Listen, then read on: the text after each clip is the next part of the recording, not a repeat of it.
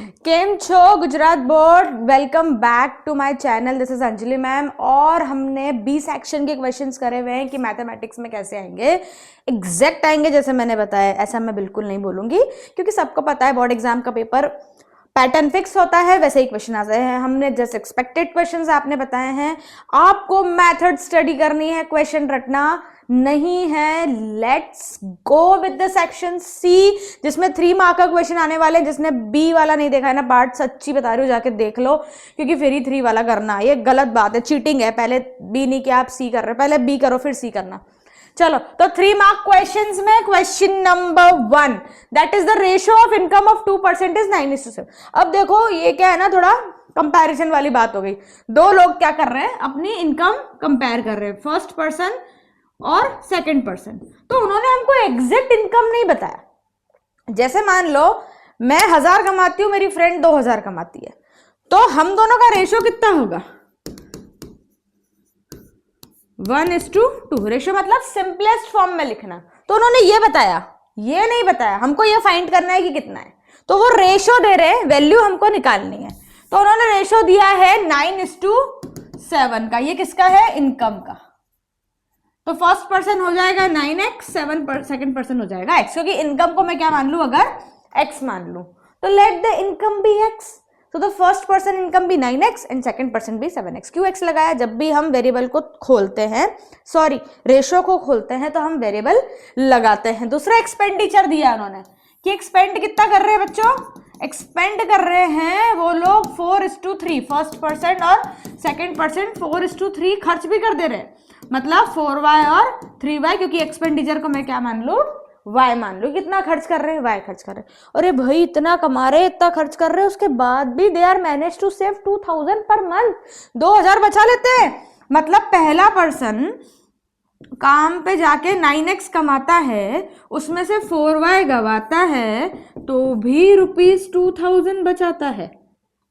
Similarly दूसरा person 7x कमाता है, 3y गवाता है, तो भी ₹2000 कमाता है। तो बताओ कितना कमाया, कितना गवाया? Find their monthly incomes.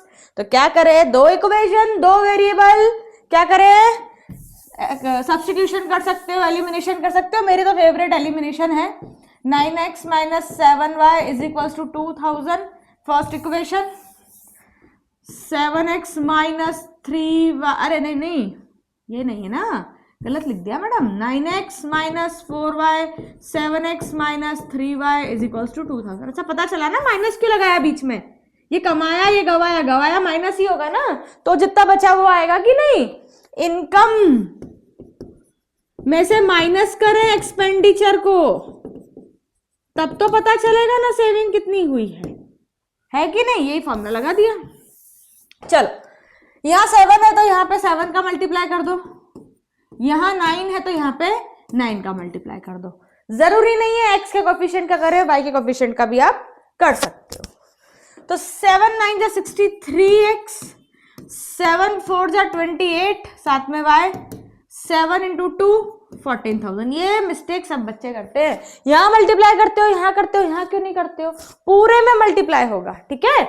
दूसरा है इक्वेशन 9 × 7 63x, 27y, और ये हो गया 18,000। अब क्या होगा? Sign change. यहाँ प्लस था तो यहाँ हो जाएगा माइनस, यहाँ माइनस था तो हो जाएगा प्लस, यहाँ प्लस था तो हो जाएगा माइनस। पहली साइन भूल जानी है। 63x - 63s कैंसल, -28y + 27, तो कितना हो जाएगा? -1y।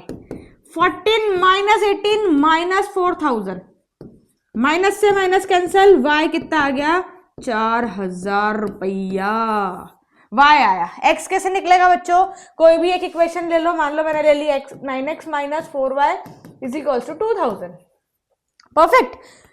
तो 9x - 4y कितना है? 4000 = 2000। 9x - 4 4 जा 16,000 = 2000। ये कहा जाएगा? इधर आएगा, तो माइनस का वहां जाके कैसा हो जाएगा? प्लस हो जाएगा। तो 2000 + 16,000, तो 9x कितना हो गया? 18,000। तो x इधर ध्यान दो, 18,000 अपॉन 9 कितना हो गया 2,000। तो x आ गया 2,000। अभी x आया, इनकम नहीं आई। तो फर्स्ट पर्सन की इनकम कितनी लिखी हमने? फर्स्ट पर्सन का क्या लिखा हमने? 9x। तो कितना हो जाएगा 9 इंटू 2,000। मतलब कितना कमाता है भैया? 18,000 कमाता है। मैंने कहा यार मस्त बात है। चलो सेकंड क्या है? 7x, मतलब 7 इंटू 2,000। अरे ये भी कम नहीं कमाता, 14,000 तो कमा ही लेता है। चलो अच्छा है, इनका तो जीवन हो जाएगा। तुम लोग को पढ़ लो, नहीं तो तुम्हारे रेशोज इतने अच्छे नहीं आएंगे इनकम के। पढ़ाई करनी पड़ेगी, रिजल्ट लाना पड़ेगा। चलो क्वेश्चन नंबर 2, 3 मार्कर, 3 नंबर तो मिल गए यहाँ पे हमको। चलो solve the pair of linear equation by substitution method. इसका आंसर देख के बता दो, 0 आएगा। कैसे बता दिया मैडम? तो इतनी बार करा लिया सालों में यार, 0 ही आता है। चलो दिखाए। सब्स्टिट्यूशन मेथड मतलब क्या? पहले 2 इक्वेशन लिख लो अच्छे से सजा के एकदम, है ना। जितना अच्छा लिखोगे उतना जो कॉपी चेक करेगा उसको अच्छा लगेगा, शायद खुश होकर नंबर दे दे। ऐसा होता नहीं है। तो भाई इसमें अभी सब्स्टिट्यूशन मेथड करनी है। तो सब्स्टिट्यूशन मेथड का मतलब क्या है? या तो x की वैल्यू निकाल लो या तो y की निकाल लो। तो एक इक्वेशन में से एक वेरिएबल की वैल्यू निकालो, वो दूसरी इक्वेशन में उस वेरिएबल की जगह पे पुट कर दो। यहां से लो वहां डालो, ऐसे है। चलो तो पहली इक्वेशन ले ली मैंने, इक्वेशन नंबर 1। तो from equation number 1 √2x plus √3y is equals to 0। तो ये हो जाएगा √2x is equals to minus √3y, और x हो जाएगा माइनस √3 अपॉन √2y। ये मेरी x की वैल्यू आ गई। अरे ये प्लस का माइनस गया, मल्टीप्लाई का डिवाइड गया, इतना तो आता है ना। अब ये किस में पुट करूं? इक्वेशन नंबर 2 में। क्या इक्वेशन नंबर 2 है? √3। x की जगह पे अब मैं x नहीं लिखूंगी, मैं ये वैल्यू लिखूंगी। क्या है? Minus √3 upon √2y minus √8y is equals to 0। √3 3y upon √2 is equals to, अरे इक्वल्स टू नहीं है, -8, मतलब -2 √2y इज इक्वल्स टू 0। √8 को √2 लिख सकती हूँ ना। क्या होता है? 2 इंटू 2 इंटू 2, एक पेयर बाहर निकल गया। तो अब ये -3y -2 √2y, अगर इसके नीचे √2 है तो इधर भी ऊपर नीचे किसका मल्टीप्लाई कर दो? √2 का, है ना। तो हो गया क्या? -3y √2 2 2 जा 4 -4y upon √2 is equals to 0। -7y upon √2 is equals to 0, y is equals to 0। ये इधर गया तो मल्टीप्लाई, अरे यहीं 0 कर दो, पूरा 0 0, है ना। तो 0 हो गया। y 0, तो y 0 है तो x भी कितना हो गया? 0। कैसे देखो? √2x plus √3y is equals to 0 था। √2x ये 0 है तो ये भी 0 हो गया, तो x भी कितना हो गया? 0। जब इक्वल्स टू में 0 चल रहा है तो मल्टीप्लाई और डिवाइड वाले कैसे जाएंगे? 0 ही हो जाएंगे। चलो नेक्स्ट क्वेश्चन। अब आया कुछ अच्छा question. How many 3 digit numbers can be divisible by 7? मतलब 7 की टेबल लिखो, शुरू वहां से करो जहां से 3 डिजिट नंबर आते हैं। और ऐसे कितने 3 डिजिट नंबर? जैसे देखो 7 का टेबल, 7 14 28 ऐसे चल रहा है। कहां तक जा रहा है? 70 तक जा रहा है। तो 7 की टेबल में 1 डिजिट नंबर एक ही आता है। तो only one digit number is divisible by 7, that is 7 itself. 2 digit number कितने सारे आ रहे हैं? 9 नंबर आएंगे। 9 नहीं, एक्चुअली 99 तक और भी आएंगे। तो ये 2 डिजिट नंबर हो गया। अब उन्होंने बोले 3 डिजिट निकालो। तो 3 डिजिट निकालने के लिए आपको, ये क्वेश्चन कहाँ का है? एपी का है। सबसे पहले आपने क्या करना है? 3 डिजिट नंबर कितने हैं वो फाइंड करना है। देखो सबसे छोटा 3 डिजिट नंबर कौन सा है? 100। सबसे बड़ा 3 डिजिट नंबर कौन सा है? 999। इसी के बीच में सारे नंबर आएंगे जो 7 से डिविजिबल होंगे। तो क्या 100 7 से डिविजिबल है? नहीं। 101 डिविजिबल है? नहीं। 102 डिविजिबल है? नहीं। 104 है? नहीं। 105 है? यस। तो क्योंकि 105 सबसे छोटा 3 डिजिट नंबर है जो 7 से डिवाइड होता है, तो यहाँ पे सबसे छोटी वैल्यू जिसको हम a बोलते हैं वो क्या होगी? 105। 999 डिविजिबल है? नहीं।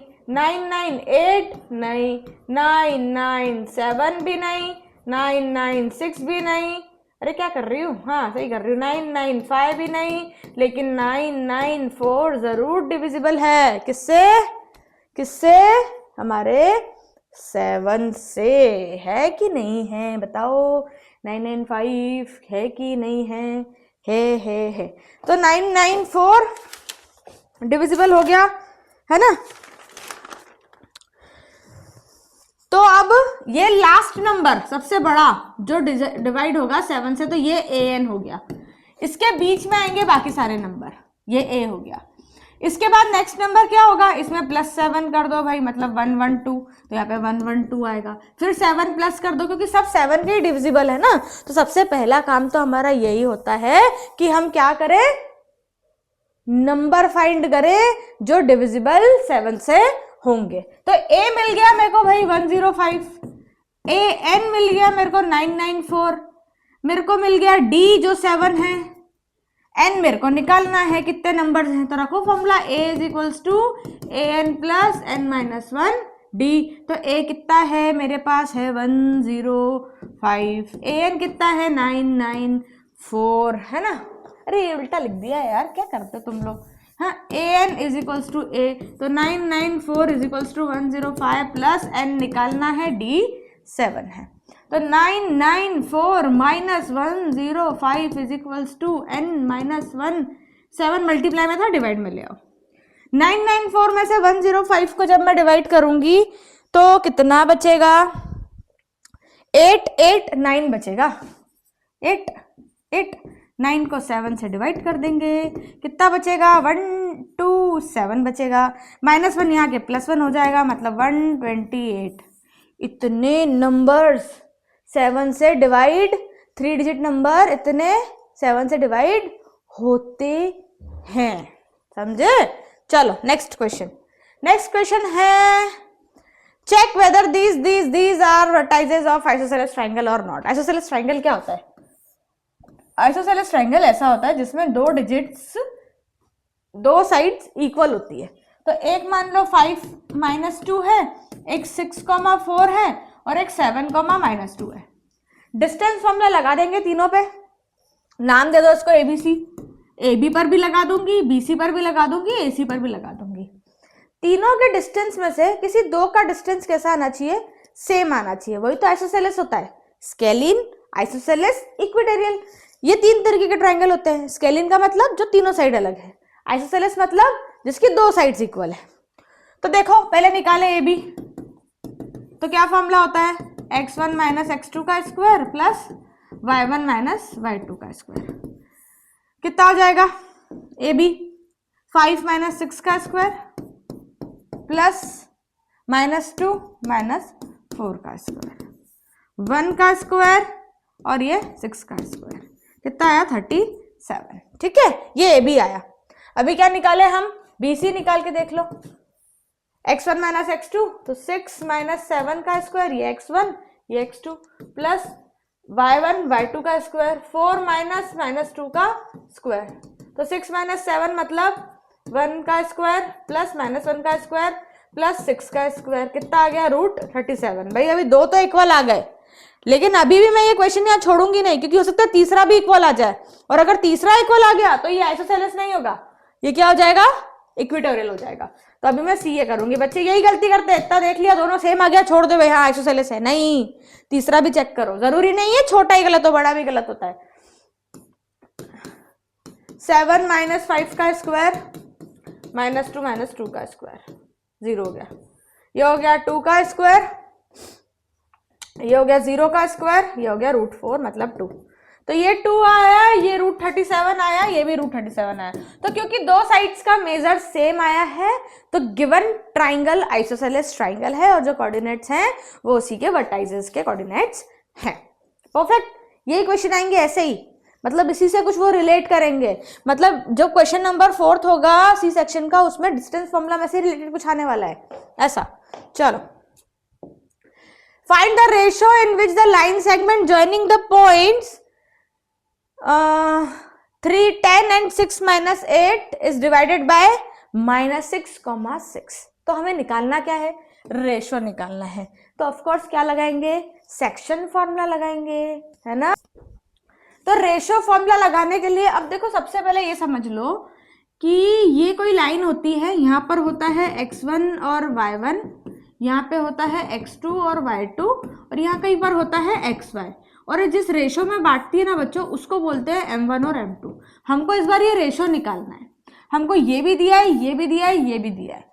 तो अपने पसंदीदा वेरिएबल को चूज कर लो, या तो x वाला फॉर्मूला लगा दो या तो y वाला, दोनों से ही फॉर्मूला आंसर आ जाएगा। तो x लगाते हैं तो क्या होता है m1 x2 m2 x1 upon m1 plus m2।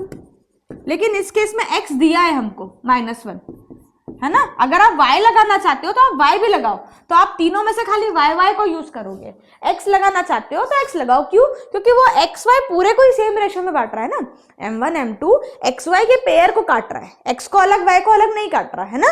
चलो तो -1 m1 x2 कितना है देखो, -3, 10 दिया है और दूसरा 6, -8 दिया है। तो ये x1 y1 है, ये x2 y2 है, और xy भी दिया हुआ है हमको -1 और 6। तो हमने तो यहाँ से x ले लिया, x1 है -3, x2 है 6, तो x2 क्या रखूँ मैं 6 रखूँ, प्लस x2 6 है ना, -6 तो नहीं है, नहीं। चलो तो अब यहाँ से क्या हो जाएगा m2 x1 कितना है मेरे पास बच्चों -3, नीचे क्या आ जाएगा m1 प्लस m2। ये m1 m2 यहाँ पे जाएगा तो -1 के साथ कैसे आ जाएगा, मल्टीप्लाई में आ जाएगा। इधर क्या बचा 6m1 -3m2, ये हो गया -m1, ये प्लस का यहाँ आया तो माइनस हो जाएगा, -3m2 यहाँ बचेगा, -1m2 वहां जाएगा तो +m2 हो जाएगा। देखो माइनस इसके पास गया तो क्या हो जाएगा -m2, और वो -m2 वहां गया तो +m2 हो गया। -m1 -6m1 -7m1 -3 + 1 तो -2m2, माइनस से minus cancel, m1 upon m2 निकालना है तो m2 में यहाँ डिवाइड में ले गई, 2 यहीं था तो 7 कैसा आ गया यहाँ पर डिवाइड में आ गया। मतलब m1:m2 कितना आया 2:7। वापस देखो रिपीट में नहीं आया तो। चलो नेक्स्ट क्वेश्चन। नेक्स्ट क्वेश्चन है the tangent at any point of a circle is perpendicular to the radius through the point of contact. बना लो एक सर्कल। अब देखो कोई टेंजेंट ले लो यहाँ से, वो ये बोल रहे हैं सेंटर से जब भी कोई लाइन आएगी इसको कनेक्ट करेगी तो वो 90 डिग्री पे करेगी। देखो मैंने इसको नाम दे दिया B, इसको मैं यहाँ से A दे दूँ, यहाँ से C दे दूँ, ये O दे दूँ।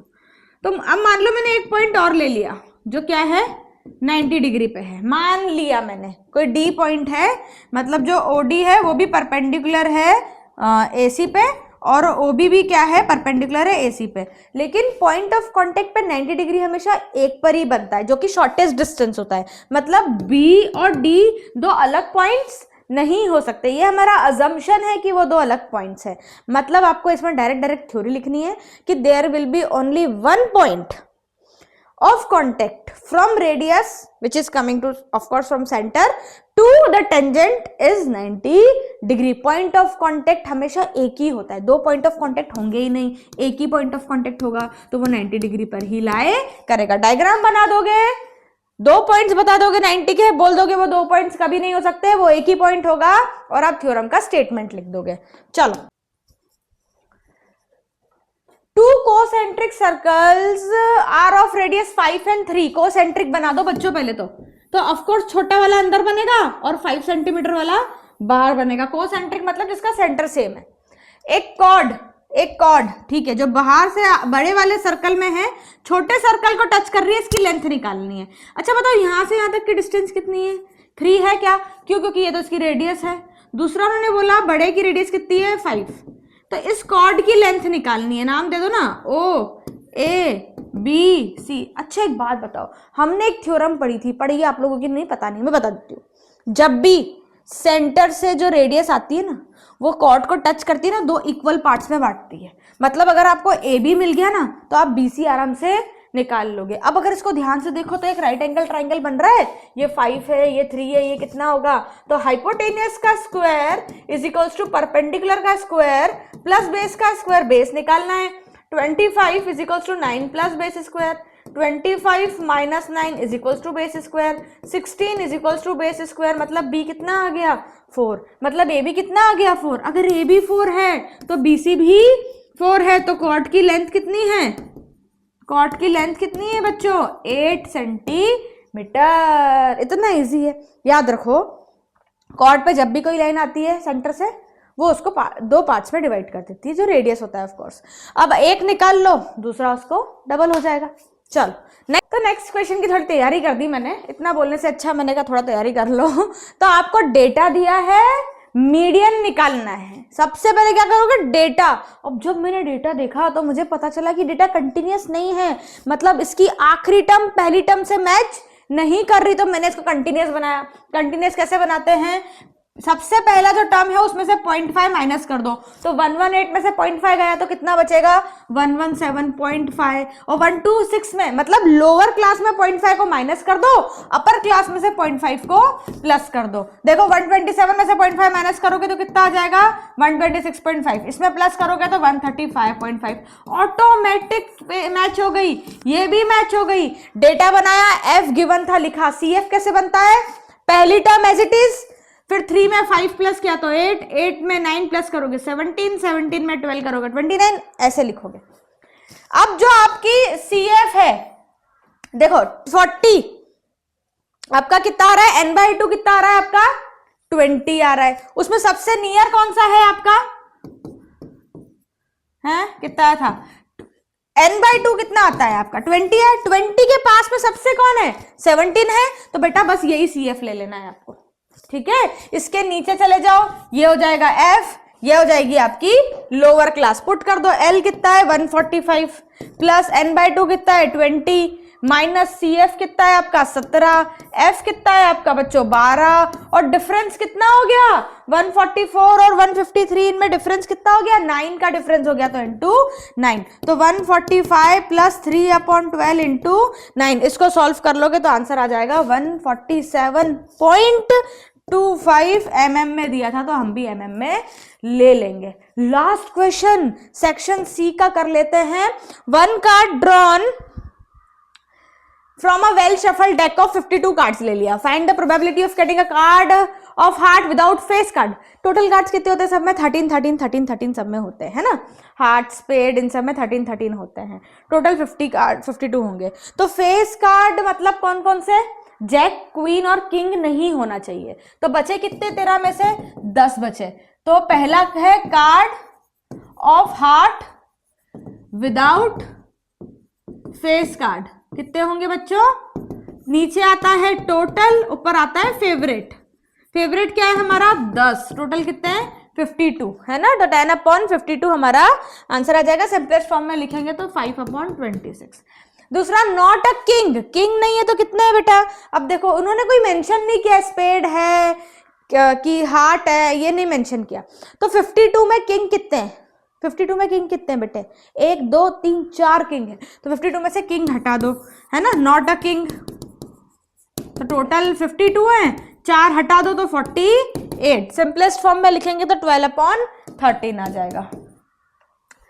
अ face card of spade, spade का फेस कार्ड, कितने फेस कार्ड होते हैं स्पेड में 3, जैक क्वीन और किंग, तो थर्ड का कितना हो जाएगा 3/52। इतने इजी क्वेश्चन है ना प्रोबेबिलिटी के, तो आपको फिर भी प्रोबेबिलिटी का एक छोटा सा वीडियो मैं डालूंगी जिसमें हम लोग डिस्कस करते हैं कि किस तरीके से आप लोग को ये आएंगे क्वेश्चंस।